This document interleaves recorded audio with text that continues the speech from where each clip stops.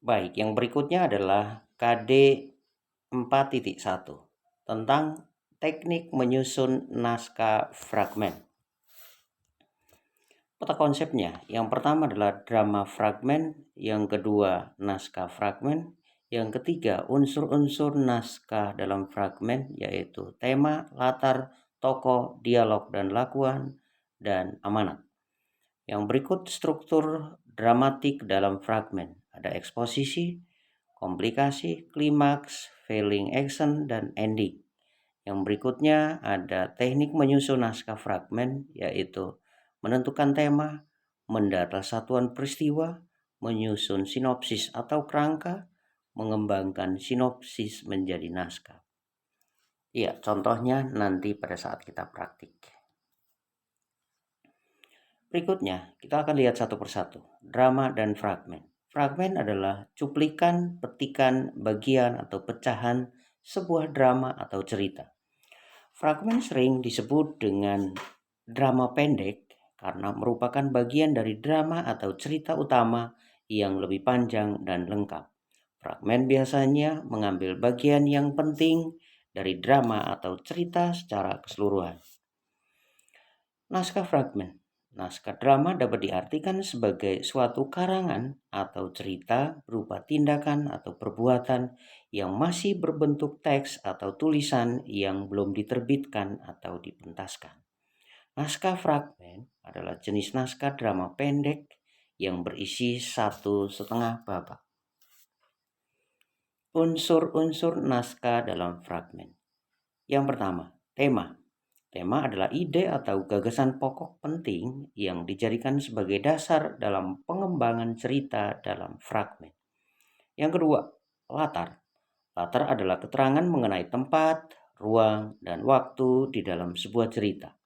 Latar memiliki 3 bagian, antara lain latar tempat, latar waktu, dan latar suasana. Yang ketiga adalah tokoh dan penokohan. Adalah sifat yang diciptakan dalam suatu cerita. Watak atau sifat tersebut akan dimainkan melalui sebuah pementasan atau acting. Terdapat 4 jenis watak, yaitu protagonis, antagonis, tritagonis, dan figuran. Yang keempat adalah dialog dan lakuan. Dialog adalah ucapan para tokoh, sedangkan lakuan adalah gerak tubuh tokoh.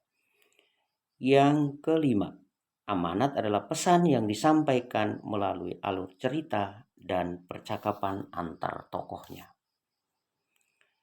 Mari kita lihat pengertian dari 4 watak tadi. Yang pertama adalah protagonis, merupakan tokoh yang menampilkan sesuatu sesuai pandangan dan harapan pembaca, menggambarkan watak yang baik dan positif. Berikut protagonis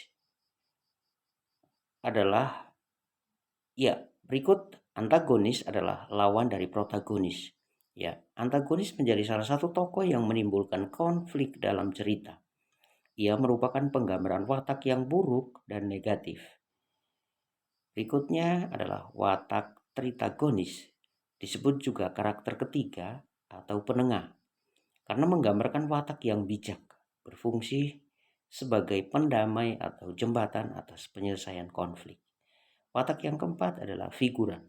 Figuran merupakan tokoh atau peran yang kurang berarti dalam penceritaan.